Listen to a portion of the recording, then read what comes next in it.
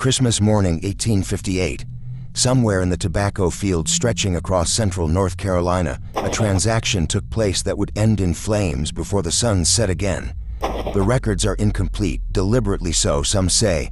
What we know is this: a child was sold. A mother watched, and by dawn on December 26th, one of the wealthiest estates in the region was nothing but ash and bone. The official inquiry blamed faulty lanterns. But the people who lived through it, the ones who survived, they whispered a different story. A story about a woman named Ruth, a price paid in silver, and a fire that burned so hot it melted the iron gates at the entrance. What really happened that Christmas night has been buried for over a century and a half, hidden in courthouse basements and family archives that were never meant to see daylight. Before we continue with the story of Ruth and the fire that consumed Harrove Estate, if you are fascinated by dark historical mysteries like this one, make sure to subscribe and hit that notification bell so you never miss a story. And I would love to know. Drop a comment below telling me what state or city you are listening from. Now, let us go back to North Carolina 1858 and uncover what really happened on that Christmas. The winter of 1858 had been unusually mild across the Piedmont region of North Carolina, where the Harrove Estate sat on nearly 400 acres of prime tobacco land. The estate was one of the oldest in Randolph County, established in 1791 by Colonel William Hargrove, a veteran of the Revolutionary War who had been granted the land as payment for his service. The colonel had been a practical man, not given to sentiment or grand gestures. He had built his house with thick walls and small windows designed to keep out the summer heat and winter cold. He had planted his first tobacco crop in the spring of 1792 using seeds he had brought from Virginia, and by harvest time that year, he had turned a profit. By the time his grandson Edmund Harrove inherited the property in 1852, it had grown into a sprawling operation. 3 tobacco barns, a main house with 12 rooms, a separate kitchen building, stables, a smokehouse, a blacksmith's forge, a carpenter's workshop, and quarters for the 43 enslaved people who worked the land. The estate produced nearly 20,000 pounds of tobacco annually, most of it shipped to Richmond and then onto markets in Europe. Edmund Hargrove was 34 years old when he took over the estate. He had been educated at the University of North Carolina in Chapel Hill, where he had studied law but never practiced. Instead, he had returned home to manage the family business. He was known in the county as a businessman first, a planter second. He kept meticulous records. Every bushel of tobacco, every tool, every transaction, it all went into leather-bound ledgers that he stored in a locked cabinet in his study. The ledgers were his pride. He could tell you at any moment exactly how much the estate was worth, down to the last dollar. He was married to a woman named Caroline, the daughter of a Charleston merchant family. She was 28 years old, pale and thin, with a nervous disposition that had worsened after the birth of their second son. She spent most of her time in the upstairs rooms of the main house, reading novels and writing letters to her sisters back in South Carolina. She rarely ventured outside, and when she did, she wore a wide-brimmed hat and gloves, even in winter. Their 2 sons, William and James, were 7 and 5 years old, respectively. They were looked after by an enslaved woman named Bess, who had been with the family since before Edmund was born. Bess was in her 60s, gray-haired and stooped but still sharp-minded. She had raised Edmund and his 2 sisters, and now she was raising his sons. She slept in a small room off the kitchen, close enough to hear if the boys woke in the night. The estate itself was laid out in a grid pattern with the main house at the center. To the east were the tobacco fields stretching nearly 200 acres. To the west were the vegetable gardens, the orchards, and the livestock pens. To the north were the barns and workshops, and to the south, separated from the main house by a wide dirt road, were the quarters, a row of 12 small cabins where the enslaved people lived. By all accounts, Edmund Hargrove was unremarkable, not particularly cruel by the standards of the time, but not kind either. He did not whip his workers himself. He left that to his overseer, a man named Cyrus Dalton, but he did not intervene when Dalton did. He provided adequate food and clothing, but nothing more. He allowed the enslaved people to keep small gardens behind their cabins, and he gave them Christmas Day off from work. But he charged them for any supplies they needed beyond what he provided. He ran his estate the way he ran everything else in his life, with cold efficiency and an eye always on profit. Ruth had been born on the Harrove estate in the spring of 1834. Her mother Dinah had been brought to the estate as a young woman in the 1820s, purchased from a trader in Fayetteville.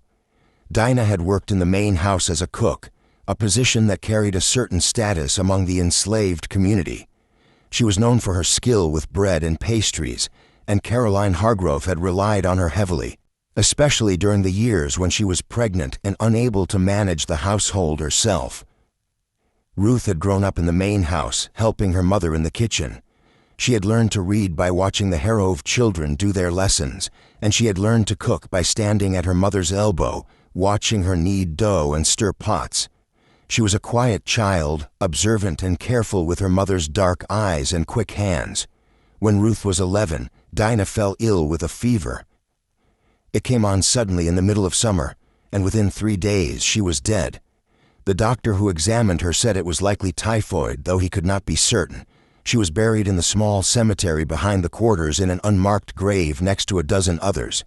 After Dinah's death, Ruth was moved to the fields. She was too young to work the tobacco rows, so she was assigned to lighter tasks, carrying water, pulling weeds, gathering the leaves after they had been cut.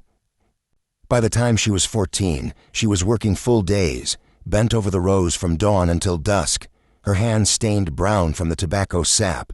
She was 17 when she met Samuel. Samuel had been born on a plantation in Virginia and sold south when he was 15. He had been purchased by Edmund Hargrove in 1850 along with 3 other men to work in the tobacco barns. He was tall and broad-shouldered with a quiet strength that made him well-liked among the other workers. He did not talk much, but when he did, people listened.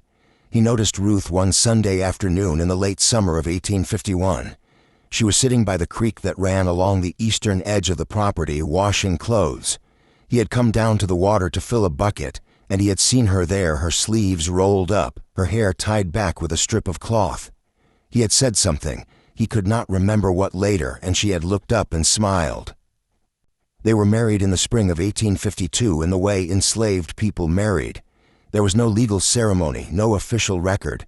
But on a Sunday evening in April, they stood together in front of the other people in the quarters, and an older man named Jacob, who had been a preacher before he was sold, spoke a few words over them. Afterward, there was a small celebration. Someone had managed to get hold of a chicken, and there was cornbread and greens, and someone played a fiddle. Samuel moved into Ruth's cabin, a small one-room structure with a dirt floor and a single window.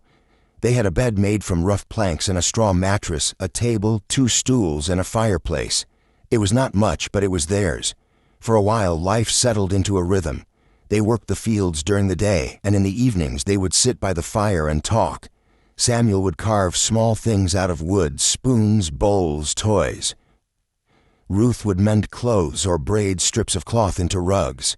On Sundays, they would walk down to the creek and sit by the water, watching the sun set over the fields. Their daughter was born in March of 1857 on a cold, rainy night. Ruth had gone into labor in the afternoon, and by midnight the baby was born. Samuel had stayed with her the whole time, holding her hand, wiping her forehead with a damp cloth. When the baby finally came, small and red-faced and wailing, he had wrapped her in a blanket and handed her to Ruth.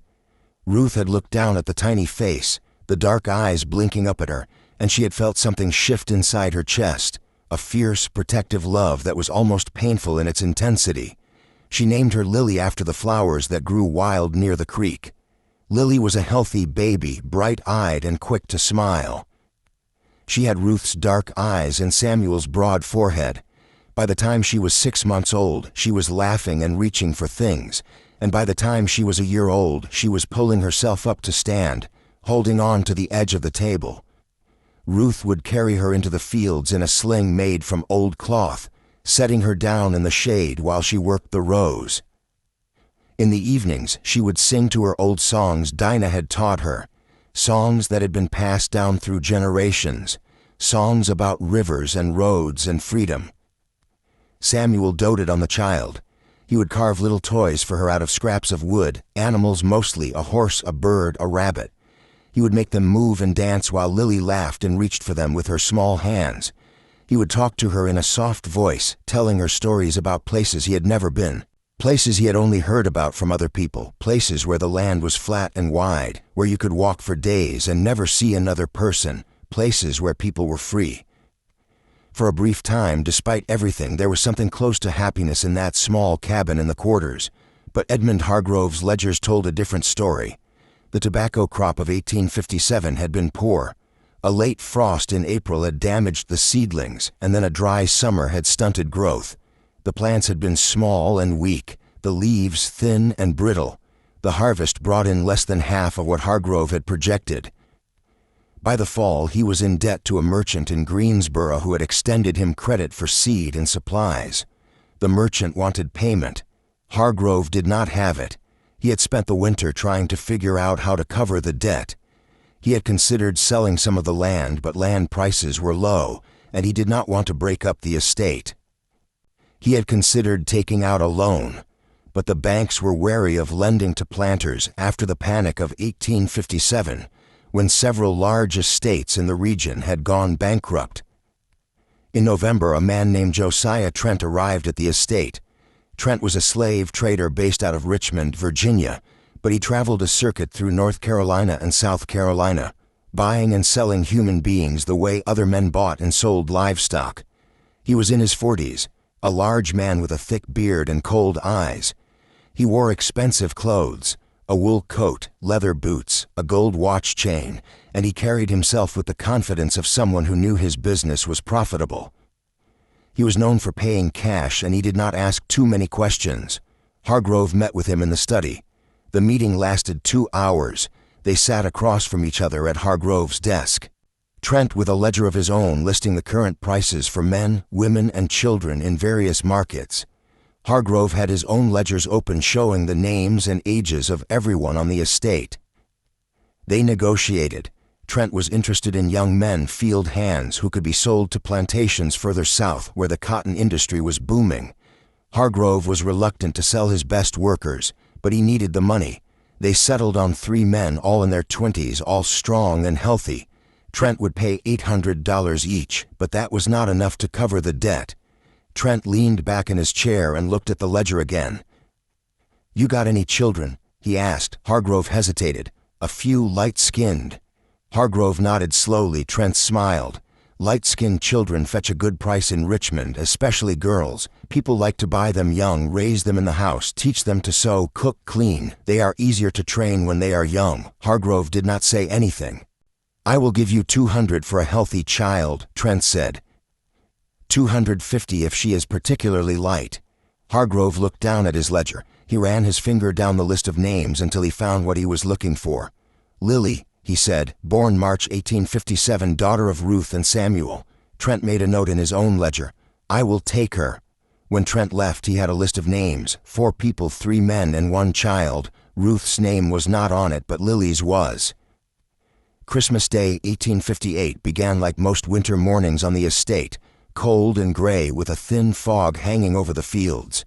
The temperature had dropped overnight, and there was frost on the ground crunching underfoot. The enslaved people had been given the day off from work as was customary. It was one of the few days of the year when they did not have to be in the fields at dawn. Some gathered in the quarters sharing what little food they had managed to save or trade for. Others stayed in their cabins trying to keep warm. Ruth woke early.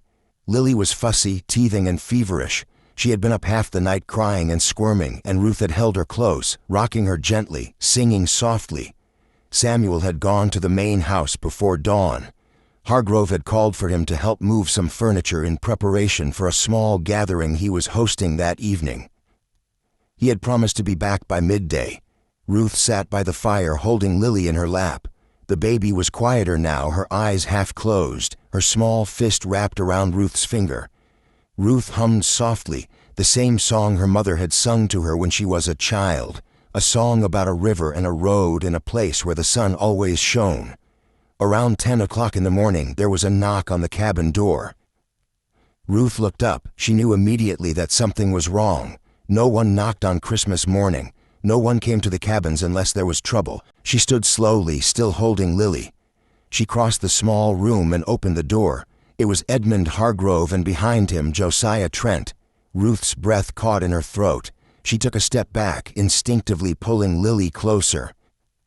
Hargrove's face was expressionless. He did not look at Ruth directly. He looked past her into the cabin as if he were inspecting it. "The child has been sold," he said. His voice was flat, businesslike. "Trent is taking her to Richmond this afternoon." Ruth's hands tightened around Lily. The baby squirmed, whimpering. "No," Ruth said. Her voice was barely a whisper. Hargrove finally looked at her. His expression did not change. "It is done. The papers are signed." Ruth shook her head. "Please, please, she is just a baby. She is not even 2 years old." Trent stepped forward. He was a large man, broad-shouldered, with a face that showed no emotion. "Make it easy on yourself," he said. "Hand her over." Ruth backed toward the far wall of the cabin. "Please," she said again. "Please do not do this." "She will fetch a good price in Richmond," Trent said. "Light-skinned children always do. Someone will raise her in a house, teach her to sew or cook. She will have a better life than she would have here." "She is my daughter." Hargrove's voice was cold. "She is my property, and I need the money." Ruth looked at him. Really looked at him. At his expensive coat, his polished boots, his clean hands, at the gold watch chain hanging from his vest pocket, at the face that showed no trace of guilt or hesitation. "You are selling my baby on Christmas," she said. Her voice was shaking now. "On Christmas." Hargrove did not respond. What happened next was over in less than a minute. Trent moved quickly, crossing the small cabin in 2 strides. He grabbed Lily from Ruth's arms, pulling her away with a practiced efficiency that suggested he had done this many times before. The baby screamed, a high, piercing wail that cut through the cold morning air. Ruth lunged forward, trying to grab Lily back, but Hargrove caught her by the arm, holding her back.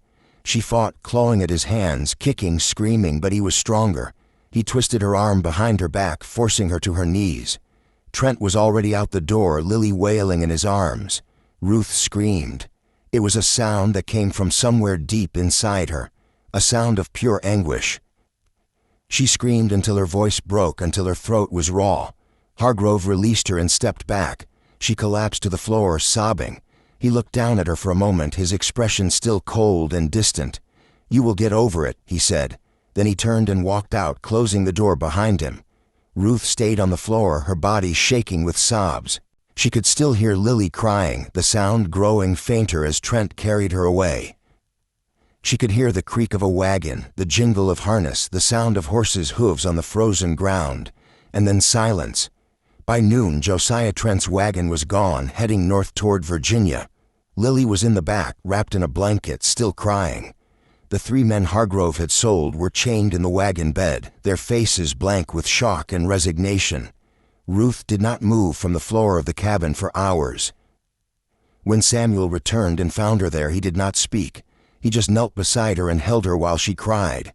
But eventually the tears stopped, and when they did, something else took their place. Something cold and hard and unbreakable. That evening, as the sun set and the temperature dropped, Ruth finally stood. She walked out of the cabin across the quarters and toward the main house. Samuel tried to follow her, but she told him to stay back. "Do not follow me," she said. Her voice was quiet, but there was something in it that made him stop. She did not go to the front door.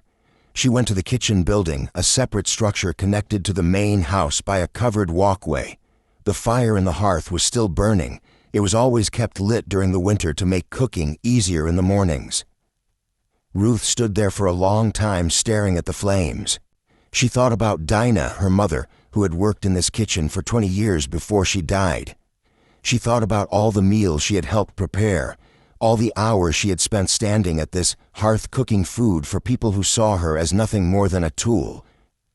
She thought about Lily, about her small hands and bright eyes, about the way she laughed when Samuel made the wooden animals dance, about the way she had reached for Ruth that morning, her fingers grasping at air as Trent carried her away. And she thought about Edmund Hargrove, about his cold eyes and his ledgers and his gold watch chain, about the way he had said, "You will get over it," as if losing a child was no different than losing a tool or a piece of furniture. She reached down and picked up a burning log from the hearth. The heat seared her hands, but she did not let go. She carried it through the covered walkway and into the main house. She went to the study first, the room where Hargrove kept his ledgers, the room where he had sat with Josiah Trent and negotiated the price of her daughter's life. She set the burning log on the desk on top of the open ledger. The paper caught fire immediately, the flames spreading quickly across the pages. She watched for a moment, watching the names burn. All those names, all those people who had been bought and sold, reduced to entries in a ledger. Then she turned and walked out. She went to the parlor next, where Caroline Hargrove kept her expensive furniture and her imported rugs. She set fire to the curtains, watching them go up in flames. Then the dining room, the sitting room, the hallway. By the time she reached the front door, the entire first floor was burning. She walked out into the cold night air and stood in the yard, watching the flames spread. She could hear shouting now, people running, someone screaming. But she did not move. She just stood there, her hands blistered and bleeding, watching the house burn. The fire burned for hours, consuming not just wood and brick, but the illusion of order that men like Edmund Hargrove tried to impose on a system built on human suffering. By the time the first neighbors arrived, drawn by the glow visible for miles across the flat Piedmont landscape, there was nothing to be done. The main house was engulfed, flames shooting 30 feet into the air. The heat was so intense that people could not get within 50 yards of the structure. They formed a bucket line from the well anyway, more out of instinct than hope, passing water hand to hand in a futile attempt to contain the blaze. Edmund Hargrove and his family had escaped through a second-floor window on the east side of the house. Caroline had jumped first, landing badly and breaking her ankle. The two boys had been lowered down by their father, then caught by Bess, who had been one of the first to see the flames. Hargrove had been the last out, and by the time he hit the ground, his night shirt was singed and his face was blackened with smoke. They huddled together in the yard, wrapped in blankets someone had brought from the quarters, watching their home burn. William, the older boy, was crying. James, the younger one, just stared at the flames, his eyes wide and unblinking. Caroline was in shock, her broken ankle twisted at an unnatural angle, her face pale and sweating despite the cold. The enslaved people from the quarters had come running when they saw the fire. Some joined the bucket line. Others tried to save what they could from the outbuildings, the smokehouse, the stables, the tobacco barns. The kitchen building connected to the main house by the covered walkway caught fire around midnight and burned completely. One of the tobacco barns downwind from the main house caught sparks and was lost as well. By dawn on December 26th, the main house was nothing but a smoking ruin. The walls had collapsed inward, leaving only the brick chimney standing blackened and cracked. The iron gates at the entrance to the property had warped from the heat, their decorative scroll work melted and twisted. Ruth was found sitting on the ground near the remains of the house. Her hands burned and blistered, her dress singed and torn. She did not resist when Cyrus Dalton, the overseer, grabbed her by the arm and pulled her to her feet. She did not say a word. Samuel tried to go to her, but Dalton shoved him back. "Stay where you are," he said. Ruth looked at Samuel once, just once. Her eyes were dry. She did not cry, she did not speak. She just looked at him and then she looked away. Dalton took her to the barn and locked her inside. The inquiry began 2 days later. The county sheriff, a man named Thomas Garrett, came to the estate with a deputy and a clerk to take statements. He interviewed Edmund Hargrove first, then Caroline, then several of the enslaved people who had been present when the fire started. Hargrove's account was straightforward. He had been asleep when the fire started. He had woken to the smell of smoke and the sound of his wife screaming. He had gotten his family out as quickly as he could. He believed the fire had been caused by a lantern left burning in the kitchen, or perhaps a spark from the hearth. But when pressed, he admitted that Ruth had been seen near the kitchen building shortly before the fire started. And when asked why she might have been there, he hesitated. There was an incident earlier in the day, he said finally. A child was sold. The child's mother was upset. Sheriff Garrett made a note in his ledger. Upset enough to set fire to your house. Hargrove did not answer directly. I do not know what she was thinking, but she was the last person seen near the kitchen before the fire started. The sheriff interviewed Ruth the next day. She was still in the barn, her hands wrapped in strips of cloth that Bess had brought her. She sat on the dirt floor, her back against the wall, staring at nothing. "Did you set the fire?" Garrett asked. Ruth did not respond. "If you confess, it will go easier for you," he said. "The judge might show leniency." Ruth looked at him. Her eyes were empty. "What will you do to me?" she asked. Her voice was hoarse from screaming the day before. "That is up to the judge," Garrett said. "Will you hang me?" Garrett shifted uncomfortably. "That is up to the judge," he said again. Ruth looked away. "Then it does not matter what I say." The inquiry concluded 3 days later. The official finding was inconclusive. There was no direct evidence that Ruth had set the fire, only circumstantial evidence and suspicion. But there was also no other explanation that made sense. Edmund Hargrove, despite everything, did not push for a trial. Some said it was because he did not want the attention. A trial would mean newspapers, questions, scrutiny. It would mean people asking why he had sold a baby on Christmas morning. It would mean his business dealings, his debts, his ledgers, all of it would become public. Others said it was because he knew what a trial would reveal, that he had sold a child for $200 in silver, that he had torn a family apart to pay off a debt, that he had done it on Christmas of all days. Whatever his reasons, he made a decision. Ruth would be sold quietly, quickly to someone far enough away that the story would not follow her. 3 weeks later, a broker from Charleston arrived at the estate. His name was Marcus Finch, and he specialized in what he called difficult cases, enslaved people who had run away or fought back or caused trouble. He paid less than market value, but he paid cash and he did not ask questions. He paid Edmund Hargrove $150 for Ruth, $50 less than Hargrove had gotten for Lily. Ruth was taken away on a cold morning in late January. She did not say goodbye to Samuel. She did not look back at the quarters or the fields or the ruins of the main house. She just climbed into the back of Finch's wagon and sat down, her hands still bandaged, her face expressionless. Samuel watched her go. He stood in the yard outside their cabin, his hands clenched into fists, his jaw tight. He did not cry. He did not speak. He just watched until the wagon disappeared down the road.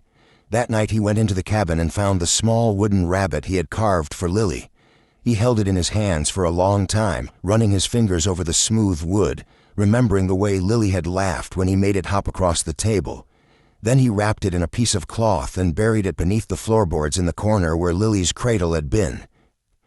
The years that followed were hard ones for the Hargrove estate. Edmund Hargrove rebuilt, but it took time and money he did not have. He borrowed from banks in Greensboro and Raleigh, putting up the land as collateral. He hired new workers to replace the ones he had sold, but they were expensive, and the tobacco crops continued to be unpredictable. By 1860, the estate was barely breaking even.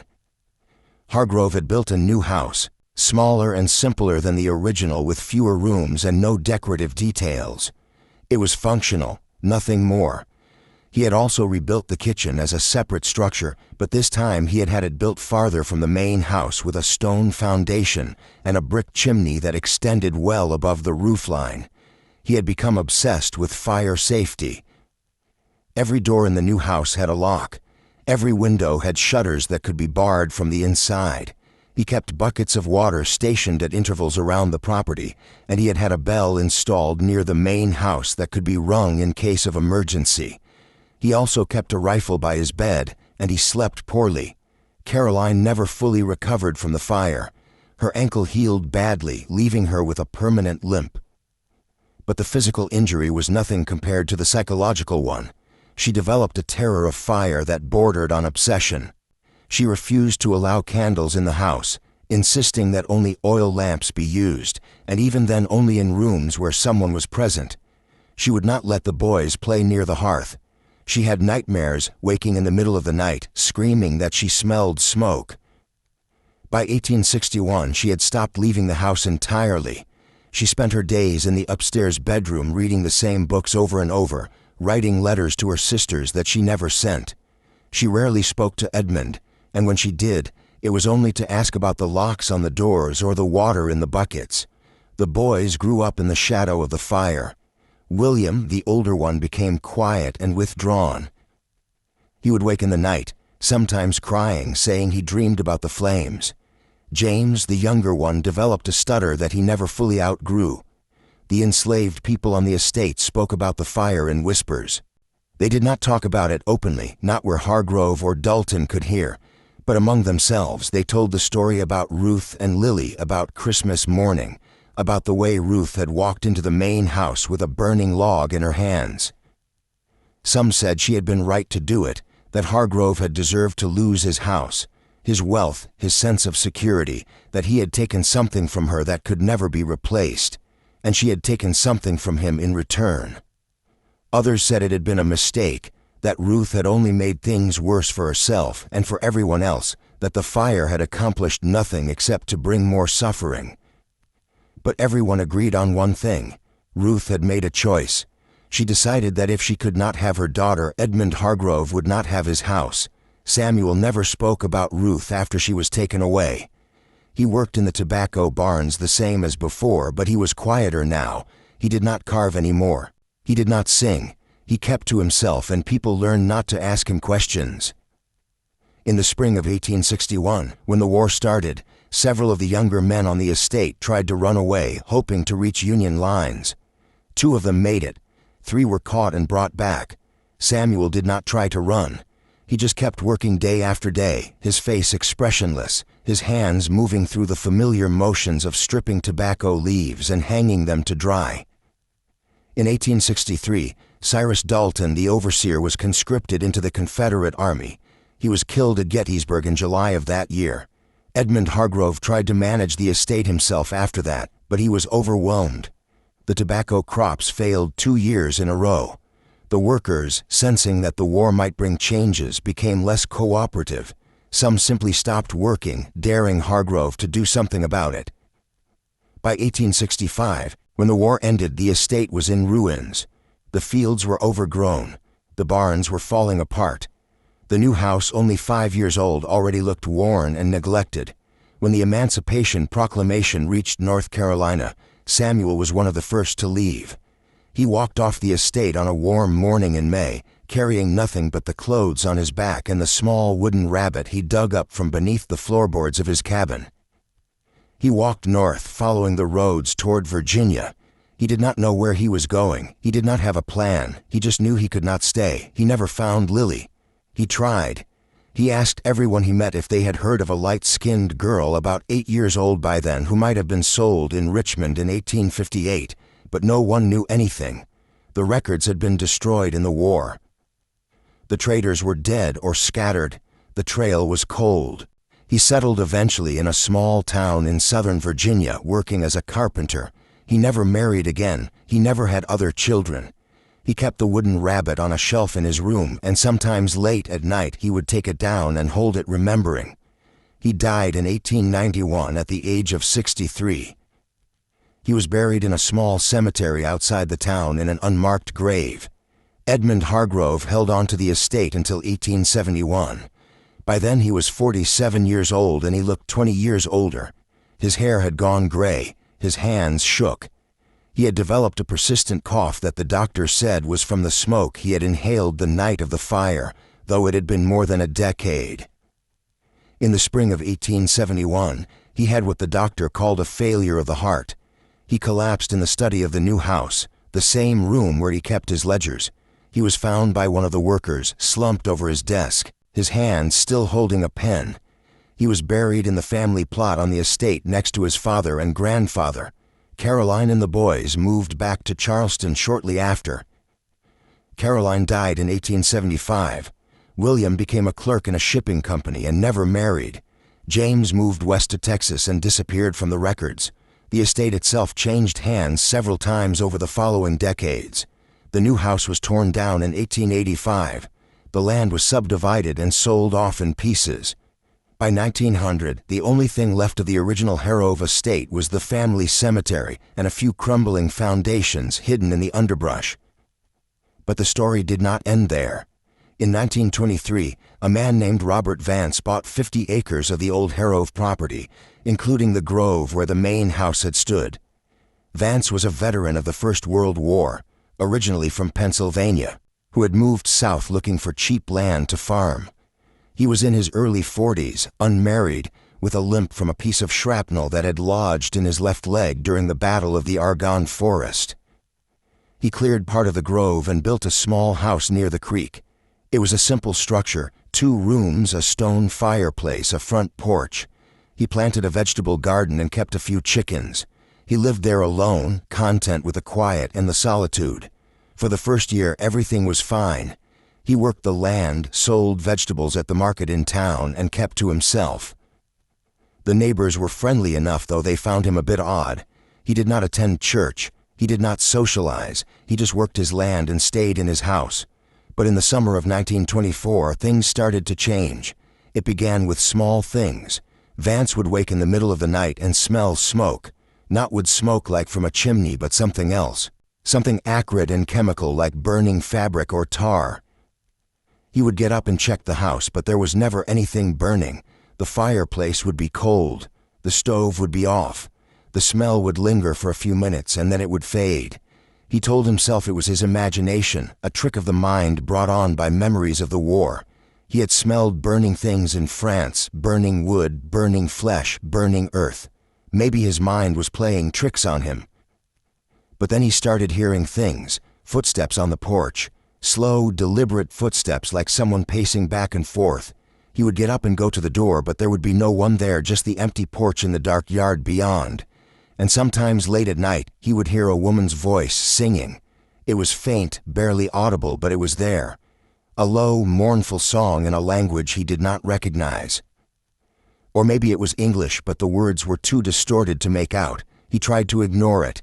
He told himself it was the wind or an animal or his own mind playing tricks on him again. But the sounds continued night after night. The footsteps, the singing, the smell of smoke. In the fall of 1924, he decided to dig a new well. The old one near the house had started to run dry, and he needed a more reliable water source. He chose a spot about 30 yards from the house, near where he thought the original main house had stood. He started digging on a cool morning in October. The ground was hard, packed clay mixed with rocks. He worked slowly, breaking up the soil with a pickaxe and shoveling it out. By midday, he was about 4 feet down. That is when the shovel hit something hard. He thought it was a rock at first, but when he cleared the dirt away, he saw that it was metal, a box, rectangular about the size of a small trunk, made of iron and badly rusted. It was locked. Vance stared at it for a long time. He did not know what to do. Part of him wanted to leave it buried to fill in the hole and forget he had ever found it. But another part of him, the part that had survived the war, the part that had learned to face things head-on, wanted to know what was inside. He used a hammer to break the lock. It took several tries, but eventually the rusted metal gave way. Inside the box were papers, ledgers old, yellowed, brittle with age. Some of them were water-damaged, the ink faded and illegible, but others were still readable. Vance lifted them out carefully and spread them on the ground. They were account books, records of transactions, dates, names, amounts. He read through them slowly, his hands shaking slightly. They were records of people, enslaved people, bought and sold like livestock. Each entry had a name, an age, a description, and a price. Jacob, male, age 28, strong back, good worker, $800. Sarah, female, age 19, house-trained, $600. Moses, male, age 35, skilled carpenter, $900. Page after page, dozens of names, dozens of lives reduced to entries in a ledger. And then near the bottom of one page, he found an entry that made him stop. Lily, female, born March 12, 1857, light-skinned, sold December 25, 1858, $200.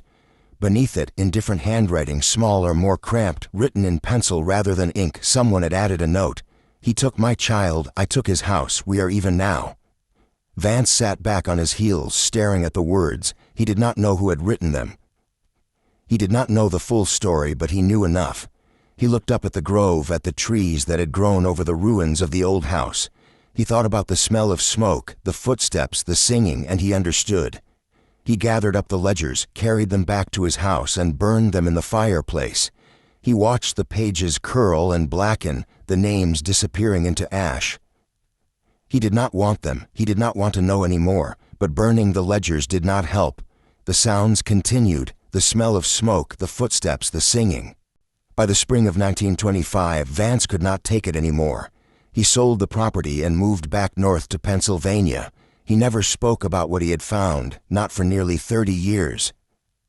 It was not until 1954, when he was 73 years old and living in a veteran's home in Harrisburg, that he finally told the story to a reporter from a local newspaper who was researching the history of Randolph County.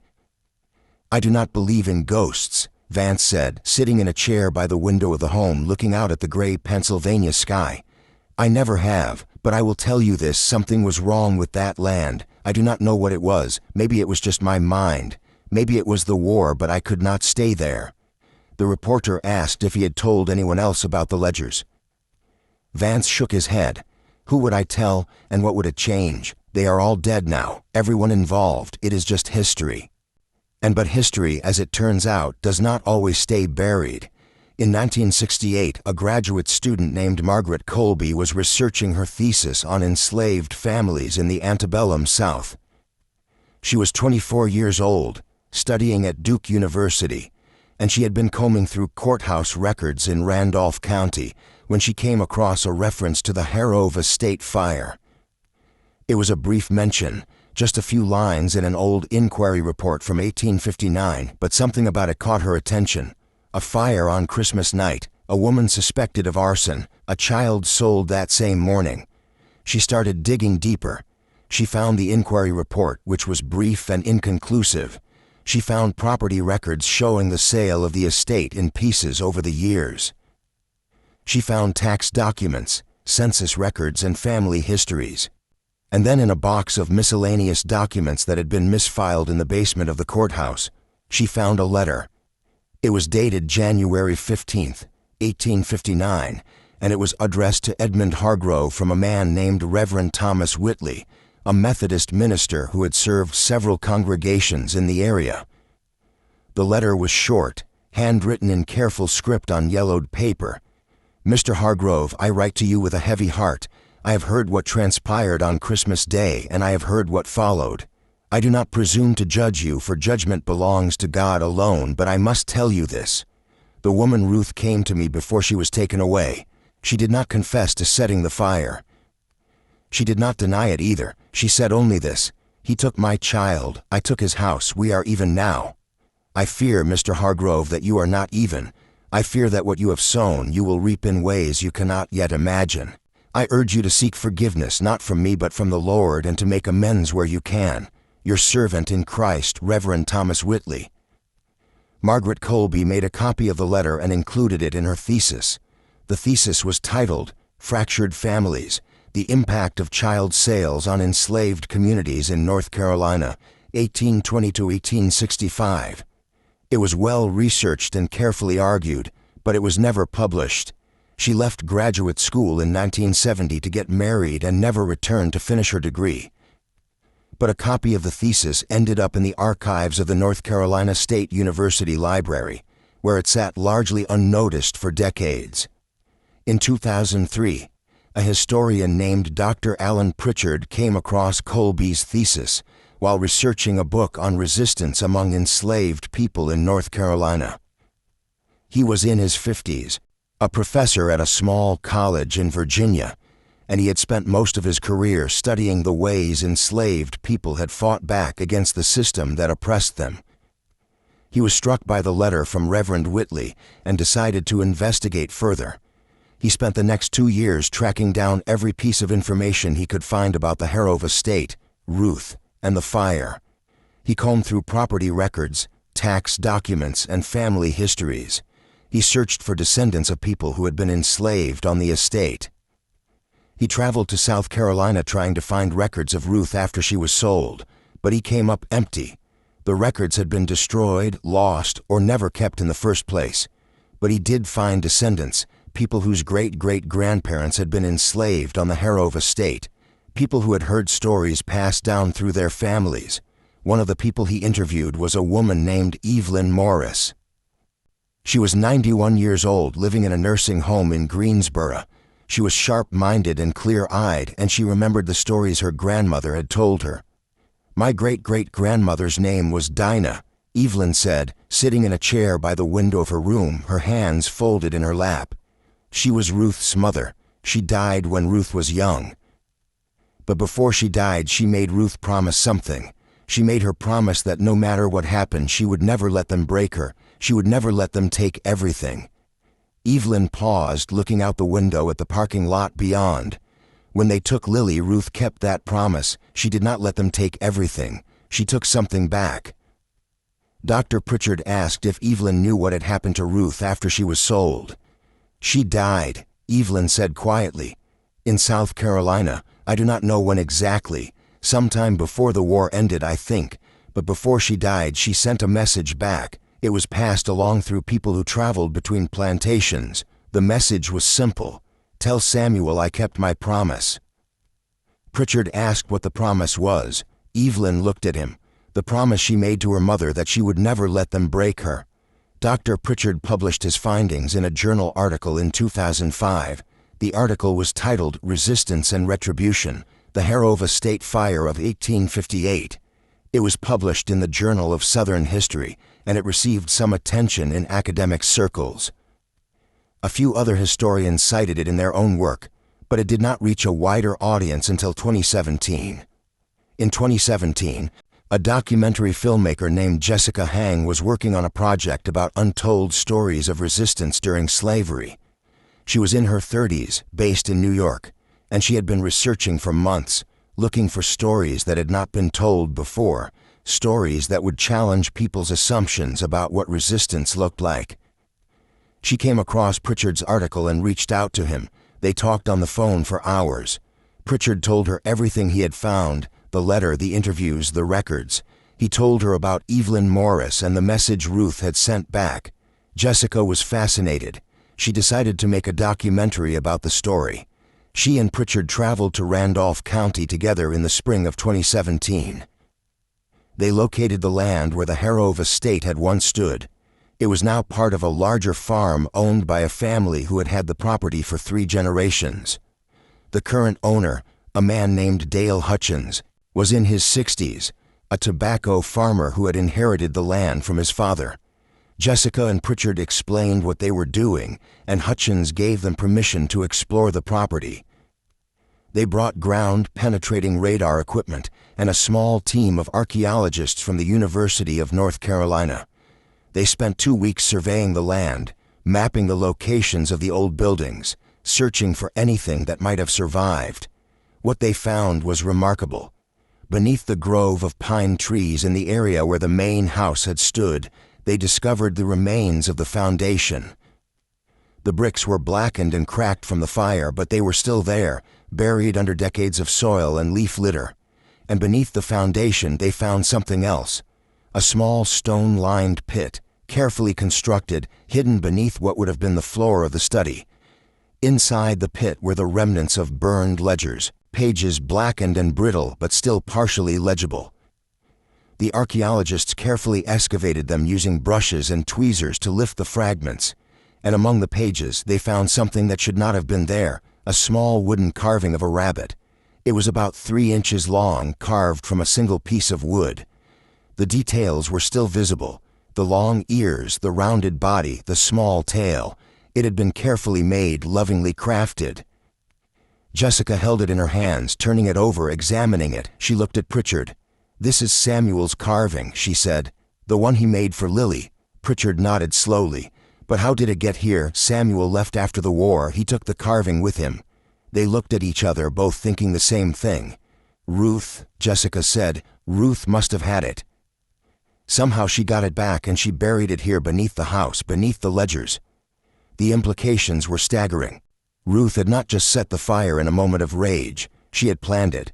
She had gone into the study, found the ledgers, the records of every person Hargrove had bought and sold, and she had burned them, not just to destroy the house, but to destroy the documentation, to erase as much as she could the transactions that had torn families apart. And she had left the carving there, hidden beneath the floor, as a marker, a message. Dr. Pritchard, reviewing the findings later, offered his interpretation in an interview for the documentary. Ruth knew she could not save Lily. She knew she could not undo what had been done, but she could make sure that Hargrove's records, his meticulous documentation of human suffering, did not survive. She could take that away from him, and she did. The carving was her way of saying, "This is for Lily, this is for all of us, you cannot erase us, we were here, we mattered." Jessica Hang's documentary, titled The Fire That Ruth Set, premiered at the Tribeca Film Festival in 2018. It won the award for Best Documentary Feature and was eventually picked up by a major streaming service where it reached millions of viewers. The documentary sparked intense debates. Some saw Ruth as a hero, a woman who had fought back against an impossible system in the only way she could. Others argued that the fire had been an act of desperation, not resistance, and that romanticizing it ignored the complexity of her situation and the danger she had put others in. Historians debated the evidence. Some questioned whether Ruth had really planned the fire or whether the carving had ended up in the pit by accident. Others pointed out that the message written in the ledger, "He took my child, I took his house, we are even now," was clear evidence of intent, but everyone agreed on one thing: Ruth had made a choice. On Christmas night 1858, she decided that if she could not have her daughter, Edmund Hargrove would not have his house, his records, or his sense of security. She had taken something back. The land where the Hargrove estate once stood is quiet now. The pine grove remains, though some of the trees have been cleared over the years to make room for new growth. The foundations of the old buildings are still there, hidden beneath the soil, slowly being reclaimed by the earth. In 2019, the County Historical Society installed a small marker near the road. It is made of granite about 3 feet tall with a bronze plaque that reads, "Site of the Hargrove Estate, established 1791, destroyed by fire December 25, 1858, a place of labor, loss, and resistance, in memory of Ruth, Lily, Samuel, and all those whose names were lost." Dale Hutchins, the current owner of the land, has said he does not mind visitors as long as they are respectful. Some people come to see the site. Some leave flowers near the marker. A few have left small wooden carvings, rabbits, birds, horses, in memory of Lily and the other children who were taken from their families. The wooden rabbit that was found beneath the foundation is now in the collection of the North Carolina Museum of History in Raleigh. It is displayed in a glass case along with fragments of the burned ledgers and a copy of the letter from Reverend Whitley. The exhibit is titled "Resistance and Remembrance, the Hargrove Estate Fire." Ruth's final resting place is unknown. Despite extensive research, no records of her death have been found. There is no grave marker, no documentation of what happened to her after she was sold to South Carolina in 1859. Some researchers believe she may have died during the war when record-keeping broke down across the South. Others think she may have survived and taken a new name, disappearing into the chaos of Reconstruction. But her story, once buried in courthouse basements and family memories, is now part of the historical record. Lily's fate remains a mystery. Josiah Trent's records were destroyed in a warehouse fire in Richmond in 1862, and there is no way to trace what happened to her after she left Randolph County on Christmas Day 1858. Some descendants of enslaved families in the region have done DNA testing, hoping to find connections, but so far nothing conclusive has emerged. There are theories. Some researchers believe Lily may have been sold to a family in Richmond and raised as a house servant. Others think she may have been resold further south to Georgia or Alabama. A few believe she may have died young, a victim of disease or neglect, her death never recorded. The truth is, we will probably never know. Edmund Hargrove's grave is still in the family plot on what is now private property about a mile from where the estate once stood. The plot is overgrown, the headstones tilted and weathered. His descendants, scattered across the country, have had mixed reactions to the story. Some have expressed regret for what their ancestor did. A few have reached out to historical societies and museums, offering family documents and photographs. Others have remained silent, unwilling to engage with a past they find shameful. In 2020, a descendant of Edmund Hargrove, a woman named Patricia Hargrove Chen, living in California, wrote an op-ed for a major newspaper. In it, she acknowledged what her ancestor had done and expressed her support for reparations and historical accountability. "I cannot undo what Edmund Hargrove did," she wrote. "I cannot bring back Lily or Ruth or any of the people he bought and sold, but I can acknowledge the truth.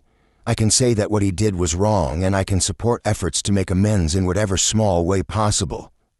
The op-ed sparked more debate. Some praised her for speaking out.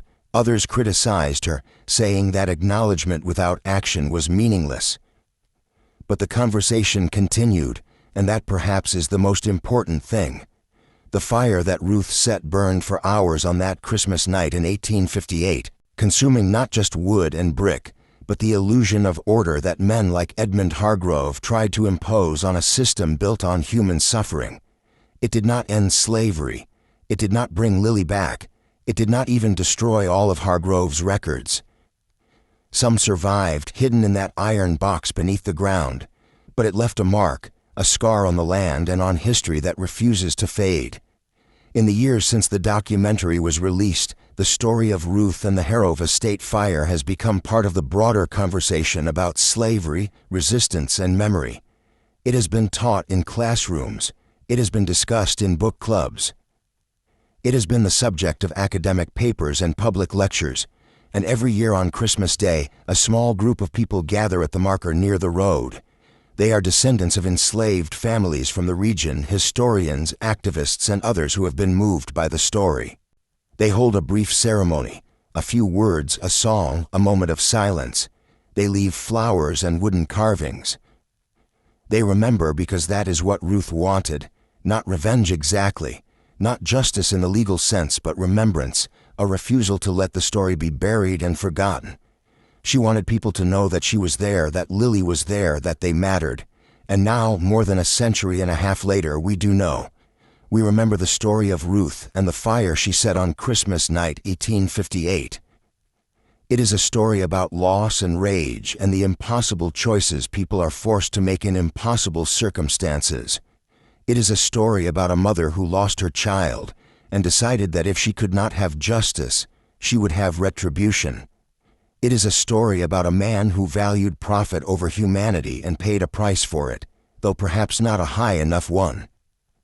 But most of all, it is a story about resistance, about the ways people fight back even when the odds are overwhelming, about the ways they refuse to be erased even when the system is designed to erase them. Ruth could not save Lily. She could not free herself. She could not change the system that had enslaved her, but she could light a fire.